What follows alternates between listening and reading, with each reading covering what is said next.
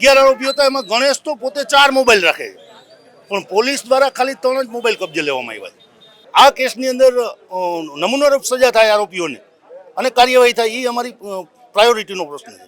આ પહેલી એફઆઈઆર થઈ છે, એની દબંગગીરીને દબાવવાની વાત છે. અને આ અમારી લડાઈ કોઈ સમાજ સામેની લડાઈ નથી. ક્ષત્રિય સમાજની સામે અમારી કોઈ દી લડાઈ હોય જ નહીં. ક્ષત્રિય સમાજ છે એ આખા દેશને ન્યાય આપનારો સમાજ છે. ક્ષત્રિય સમાજના લોકોએ બલિદાનો આપ્યા છે.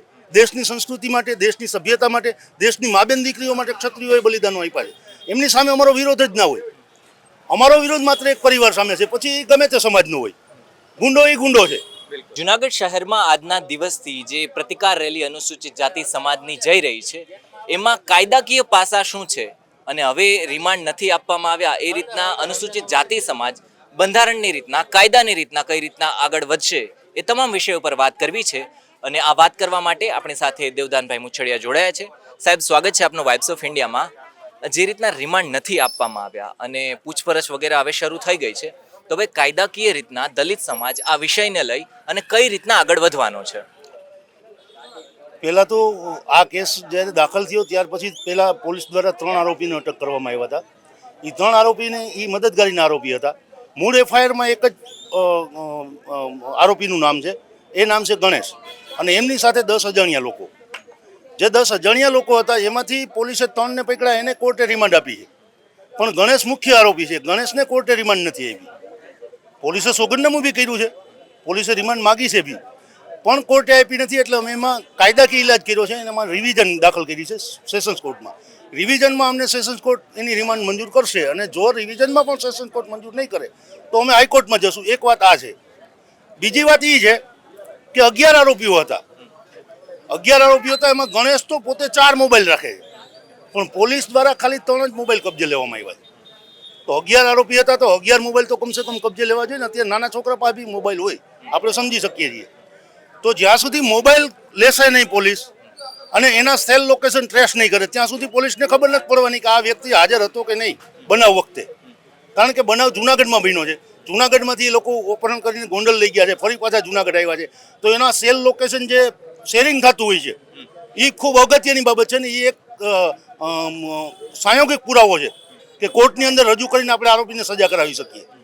તો કેસમાં બી મજબૂતાઈ આવે એટલા માટેની અમારી માગણી છે કે બધાના મોબાઈલો કબજે લેવા જોઈએ અને કેસને આગળ વધારવો જોઈએ. ગઈકાલે અમારી ડીવાયએસપી સાથે વાત થઈ, એ મુજબ એમનું એવું જણાવવું છે કે અમે એફએસએલમાં રાજકોટ જે તમામ મોબાઈલ છે એ મોકલી આપ્યા છે અને અમારો પૂરતો એવો પ્રયાસ છે કે રિમાન્ડ મળે. જો કે પહેલી વાર નથી મળ્યા, પણ અમે હજુ પણ એવો પ્રયાસ કરી રહ્યા છીએ અને અમે આગળ પણ જવાના છીએ કાયદાકીય રીતના, કે જેથી અમને રિમાન્ડ મળી શકે અને આ કેસમાં આગળ વધી શકાય. કારણ કે પોલીસનું એવું કહેવું છે કે જે જુનાગઢ ક્ષેત્ર, જે અમારું કાયદા અને વ્યવસ્થાનું ક્ષેત્ર છે, એના ઉપર આ સવાલ ઊભો કરે છે. એટલા માટે અમે કાયદાકીય રીતના પગલાં ભરવાના છીએ. પણ આપનું શું માનવું છે કે આ કાયદાકીય પગલાં છે એ વિશે? જ્યારે આરોપીને અટક કર્યા પછી જે પોલીસે પ્રેસ કરી હતી, પોલીસની પ્રેસમાં જુનાગઢના ડીવાયએસપી ધાધલિયા સાહેબ જે એવું બોલ્યા હતા કે અમે 3 મોબાઈલ કબજે લીધા છે. તમને સ્પષ્ટતા કરી હોય કે કેટલા મોબાઈલ કબજે લીધા તો મને ખબર નથી, પણ મારું એવું માનવું છે કે 12 થી 15 મોબાઈલ કબજે લેવા જોઈએ પોલીસે.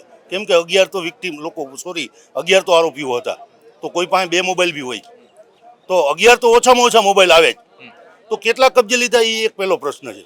બીજી વાત એ છે, એ વાત મને બી કરી છે ધાધલિયા સાહેબે કે અમે બી રિવિઝન કરવાના છીએ રિમાન્ડ માટેની. બરાબર, એ પોલીસ બી કરી શકે છે ને અમે બી જ્યારે વિક્ટીમ છીએ ત્યારે અમે બી કરી શકીએ છીએ. અમે બે કરશું કાયદા મુજબ. ટૂંકમાં આ કેસની અંદર નમૂનારૂપ સજા થાય આરોપીઓને અને કાર્યવાહી થાય, એ અમારી પ્રાયોરિટીનો પ્રશ્ન છે. 1989 POA એટલે પ્રિવેન્શન ઓફ એટ્રોસિટી એક્ટ, એ અંતર્ગત જે ધરપકડ વગેરે કરવામાં આવી છે, એ મુજબ હવે માની લો કે જામીન મેળવવા છે એ બહુ તકલીફવાળા થઈ જાય છે. પણ આ વ્યક્તિને સામેની બાજુ જો જામીન મળી જશે તો પછી અનુસૂચિત જાતિ સમાજ કાયદાકીય રીતના કઈ રીતના પગલાઓ લેશે? માની લો સેશન્સ કોર્ટ કાલ જામીન આપી દેશે તો અમે એને જામીનને હાઈકોર્ટમાં પણ કરશું. હાઈકોર્ટમાં અમે રજૂઆત કરશું કે આવો સ્ટ્રોંગ આરોપી છે, આટલો સત્તા સાથે જોડાયેલા છે, વિધાયકના પરિવારના છે, ધારાસભ્યના પરિવારના સભ્ય છે, અને એમને આમ સરળતાથી તમે જામીન આપી દો તો એને ગુનો કરવાની ટેવ પડશે. અને અગાઉ પણ એમના વિરુદ્ધ એમના દ્વારા ગોંડલમાં કેટલાય લોકોને પ્રતાડિત કરવામાં આવ્યા છે. એ લોકોને અમે સાથે લેશું, એના સોગંદનામા પણ કોર્ટને આપશું કે એટ એ ટાઈમે અમને મારવામાં આવ્યા હતા, અમે આ જગ્યાએ સારવાર લીધી છે, આ દવાખાનામાં અમે સારવાર લીધી છે, એના સારવાર સર્ટી રજૂ કરશું. અને કોર્ટને અમે કહેશું કે અમારી એફઆઈઆર જે તે ટાઈમે પોલીસે નથી લીધી. આ પહેલી એફઆઈઆર થઈ છે એની દબંગગીરીને દબાવવાની વાત છે કે એક ગુંડો એક અસામાજિક તત્વનું સર્જન થઈ રહ્યું છે, એનું સર્જન થાય પહેલા દબાવી દેવાની વાત છે. એમાં જે બી કરવું પડશે કાયદાકીય રીતે અમે કરશું. અચ્છા, આપ ગોંડલ પણ જઈને આવ્યા છો. કાયદો અને વ્યવસ્થાની સ્થિતિ કથળાય નહીં અને કોઈ આવારા તત્વો આ રેલીને અથવા તો આ બાઇક રેલી જે થઈ રહી છે એને બહુ વિકરાળ સ્વરૂપ ધારણ ન કરે એના માટે અનુસૂચિત જાતિ સમાજે કઈ રીતના પ્રયાસો છે કર્યા છે પોલીસની મદદ લેવાના ને બધા? હું કાલે ગયો હતો ગોંડલ અને લગભગ રાતના 12 વાગ્યા સુધી ગોંડલ હતો. જ્યાં તે ગોંડલ સિટી પીઆઈ છે ગોસાઈ સાહેબ એમને બી મળ્યો છું. એલસીબી પીઆઈ પીએસઆઈની સાથે બી મેં કાલે મિટિંગ કરી છે. 600 જેટલી પોલીસ તૈનાત રાખી છે ત્યાં. અને રાજકોટના રેન્જ આઈજી સાહેબ છે, રેન્જ આઈજી સાહેબ ખુદ રેલીમાં હાજર રહેવાના છે. એટલે કાયદો વ્યવસ્થાનો પ્રશ્ન નથી. અમે છેલ્લા અઠવાડિયાથી અમે તમામ આગેવાનો પોતપોતાની રીતે અમારા કાર્યકર્તાઓને સૂચના આપી જ રહ્યા છીએ કે આપણે કાયદો હાથમાં લેવાનો નથી, આપણે શાંતિપૂર્ણ રેલી લઈ જવાની છે, આપણે માત્ર આપણો અવાજ બતાવવાનો છે, આપણે માત્ર આપણી એકતા બતાવવાની છે. અને આ અમારી લડાઈ કોઈ સમાજ સામેની લડાઈ નથી. ક્ષત્રિય સમાજની સામે અમારી કોઈ દી લડાઈ હોય જ નહીં. ક્ષત્રિય સમાજ છે એ આખા દેશને ન્યાય આપનારો સમાજ છે.